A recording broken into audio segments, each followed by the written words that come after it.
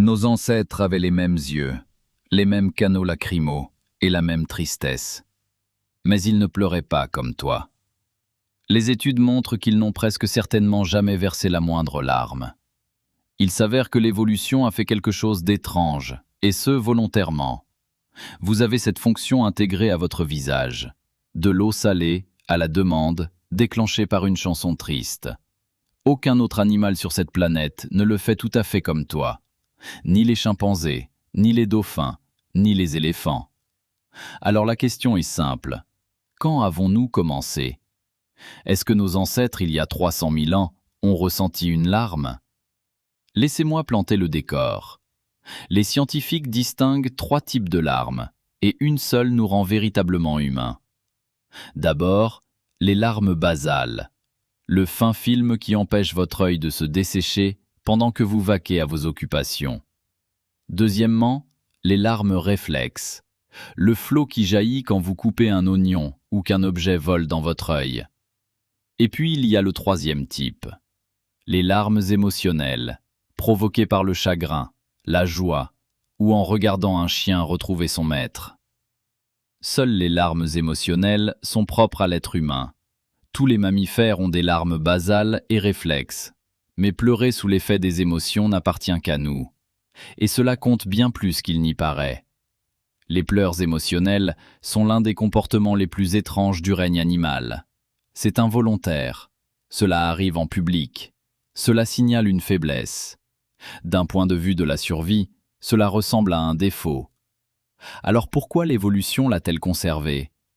Et quand nos ancêtres ont-ils commencé à faire cette chose étrange, salée et si humaine? Quand je parle d'humains anciens, je désigne Homo sapiens, il y a environ 300 000 ans, ainsi que les Néandertaliens et les Dénisoviens. Ces gens ont vraiment existé.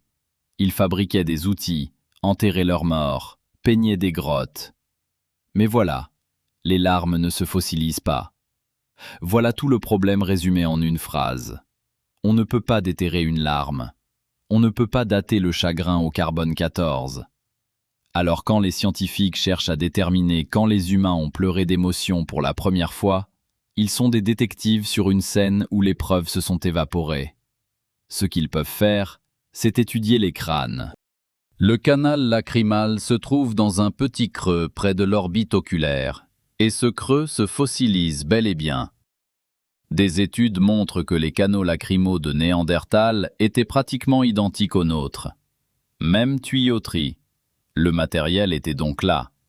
Mais le matériel n'est pas un comportement. Votre ordinateur portable a une webcam. Cela ne veut pas dire que vous enregistrez. Les scientifiques étudient aussi les gènes. Certains marqueurs génétiques sont liés à la production de larmes et au câblage émotionnel qui sous-tend les pleurs. Lorsqu'on compare notre génome à celui du chimpanzé, un détail intéressant apparaît. Les chimpanzés ont aussi des canaux lacrymaux. Les chimpanzés éprouvent de la tristesse. Ils pleurent leur mort. Mais les chimpanzés ne versent pas de larmes. Ils gémissent, ils hurlent, ils se taisent. Ce qu'ils ne font jamais, c'est s'asseoir et laisser l'eau salée couler sur leur visage tout en soutenant votre regard. Ce qui suggère quelque chose de presque hérétique. Les larmes émotionnelles, il s'avère, ne seraient peut-être pas un pur réflexe biologique. Il pourrait s'agir, du moins en partie, d'un comportement appris. Un comportement qui exige fondamentalement une véritable conscience de soi. Il faut que tu saches que tu es triste. Il faut que tu saches que quelqu'un te regarde. Les yeux mouillés doivent vouloir dire quelque chose. Voilà bien des mécanismes cognitifs pour une simple goutte salée. Alors, quand exactement la toute première vraie larme a-t-elle coulé? Voici l'hypothèse dominante. Les larmes comme signal honnête. Imagine, tu es un petit chasseur, blessé, près du feu. Entouré de ta petite bande d'une trentaine de personnes. Tu as besoin d'aide, de nourriture, de quelqu'un qui ne te mette pas à la porte. Ce dont vous n'avez pas besoin, c'est d'avoir l'air menaçant. Les larmes règlent ce problème à merveille. Elles brouillent votre vision. Un humain qui pleure ne voit littéralement plus assez bien pour se battre ou chasser. La larme devient alors un message indéniable. Je ne suis pas une menace. J'ai besoin de toi. Reste près de moi, s'il te plaît. La sélection naturelle a favorisé ceux qui envoyaient des signaux clairs. Parce qu'ils ont reçu de l'aide, ils ont survécu et ont eu des enfants. Et ces enfants ont hérité du même câblage émotionnel. Les biologistes de l'évolution appellent cela un signal honnête, un message difficile à falsifier, car il a un coût réel. Les fausses larmes, c'est vraiment difficile. Essayez tout de suite. Même les acteurs formés ont besoin d'oignons ou de bâtonnets de menthol. Pleurer pour de vrai est presque impossible à provoquer sur commande. Et c'est précisément pour cela que les autres humains lui font instinctivement confiance. Si tu pleures, c'est que quelque chose ne va vraiment pas. Dans une petite tribu, cette confiance devenait une véritable monnaie de survie. Une larme a dit « Je fais partie de ce groupe, je suis vulnérable, je vous demande de me soutenir ». Et le groupe, s'il fonctionnait, tenait bon. Mais un étrange problème vient discrètement briser ce joli récit.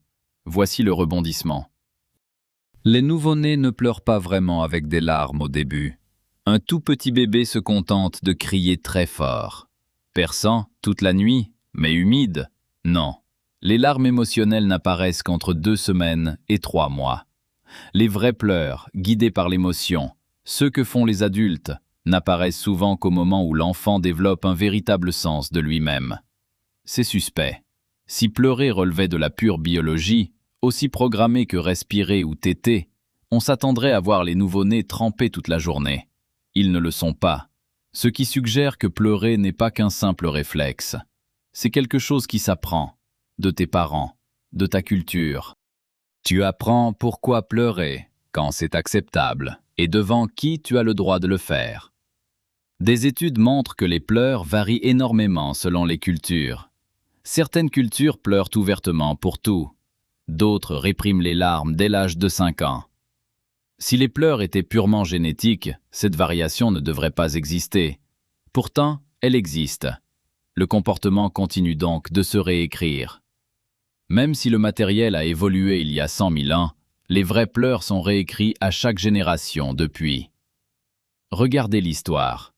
Les anciens guerriers spartiates étaient entraînés à voir les larmes comme une honte. Un homme qui pleurait était brisé. Les légionnaires romains suivaient des règles semblables. Pleure dans ta tente, jamais sur le champ de bataille.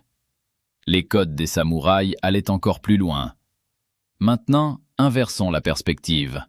Autour de la Méditerranée, au Moyen-Orient et dans certaines régions d'Asie, des pleureuses professionnelles étaient engagées pour gémir lors des funérailles.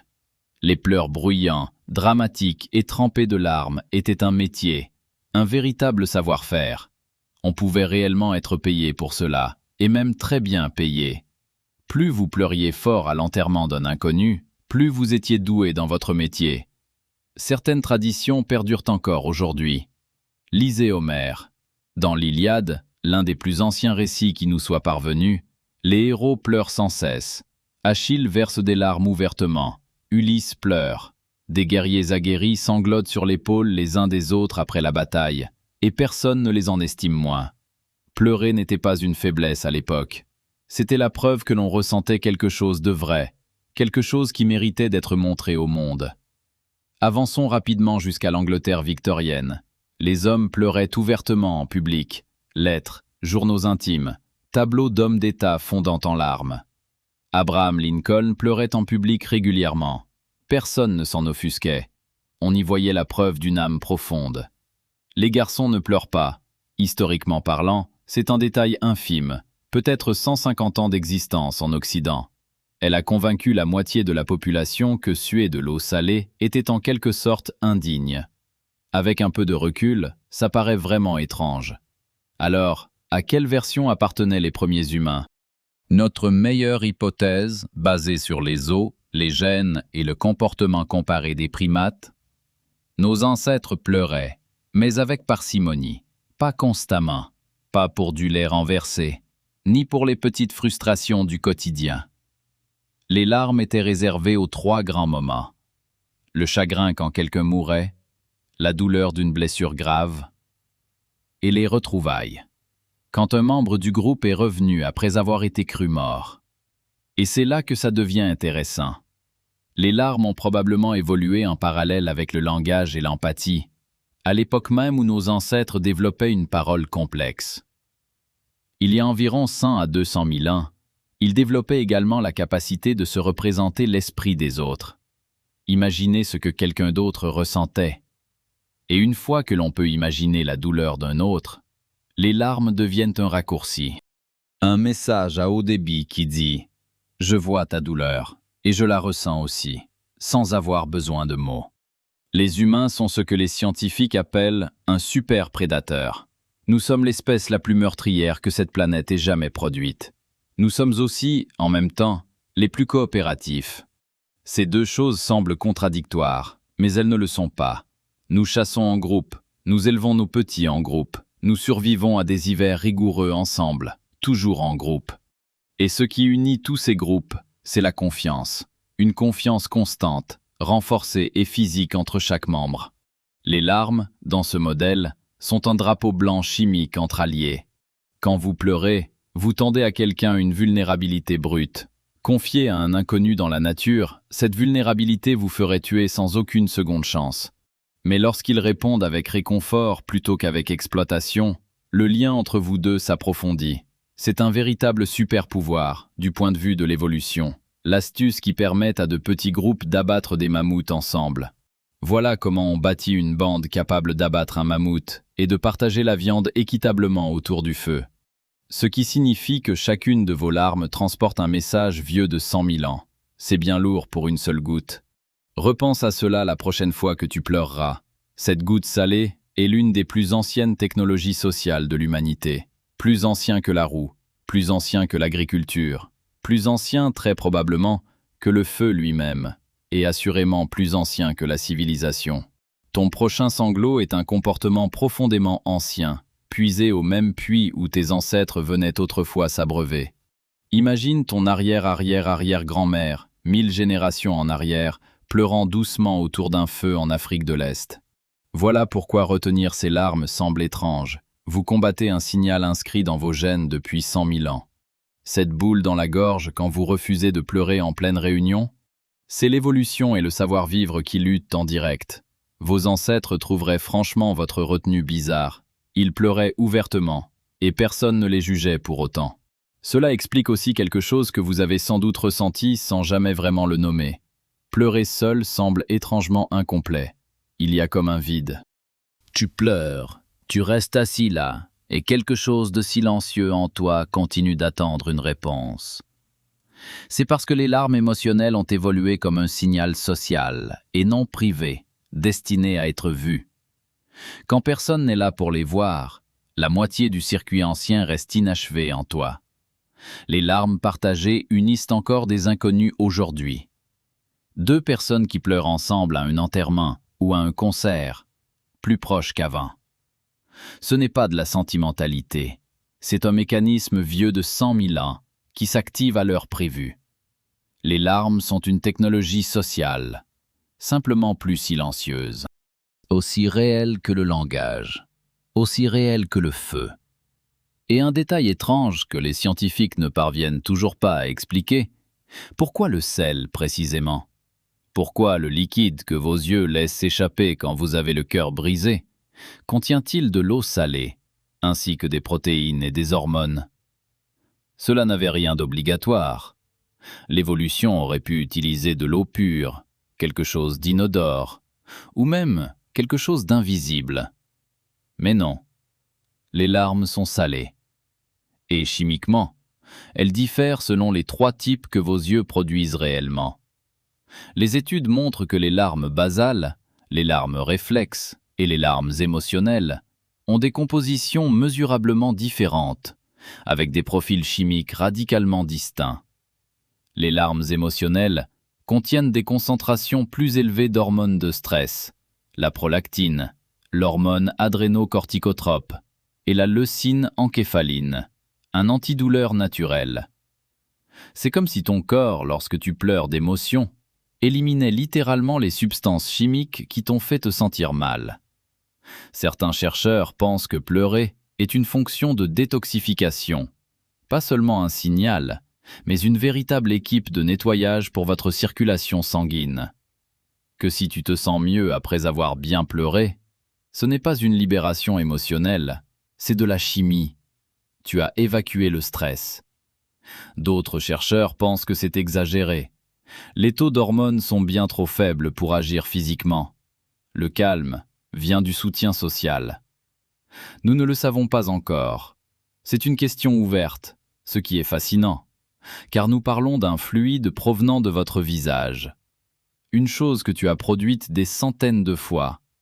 Et la science n'arrive toujours pas à expliquer pourquoi les larmes de tristesse diffèrent chimiquement des larmes de shampoing. Ce qui soulève une question plus étrange encore. Si les larmes sont si anciennes et si chargées de sens, que faisons-nous d'autre chaque jour sans le savoir? Quels petits comportements, quels réflexes, quels petits rituels du visage et de la voix sont des messages d'ancêtres que nous ne rencontrerons jamais? Si les petites bizarreries de l'être humain, avec 100 000 ans d'histoire derrière elles, t'intriguent, abonne-toi. Je fais des vidéos sur ce que je trouve étrange, et je préfère les partager avec ceux qui ressentent la même chose. Passons à la suite. Les humains de la préhistoire riaient-ils comme vous? Les hommes des cavernes se racontaient-ils des blagues autour du feu? Si une chute vieille de 300 000 ans ferait encore rire, abonne-toi. Ensuite,